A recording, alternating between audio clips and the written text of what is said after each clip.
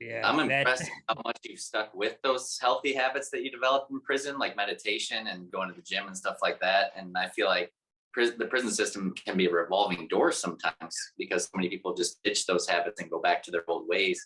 Like, what's been the key for you to stick with some of those healthy habits? Yeah, and I mean, the biggest challenge for me was the lack of structure.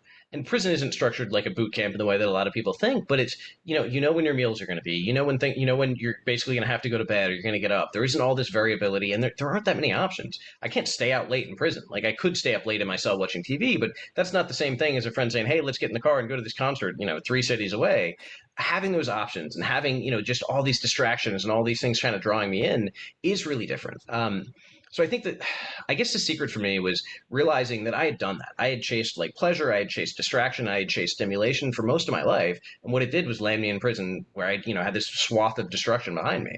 And what I found, and where I found the greatest sense of peace and happiness, was through that kind of like steady, diligent work. And so I recognized that on the one hand, I'm human, and yeah, I'm going to go out and I'm going to have fun, and I'm going to go. I went to a concert the other night; it was amazing, and I danced all night.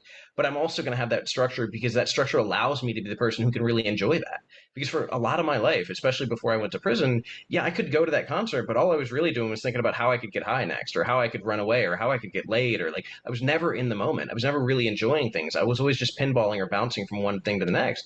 And the level of misery there is what caused me to change. It wasn't like a choice. I didn't decide like, hey, I want to do this really uncomfortable, really difficult thing. It was I woke up and I was like, I can't live like this anymore. I literally cannot live like this. And that pain was enough to propel me in a different direction. Thank you. yeah, that's super powerful. And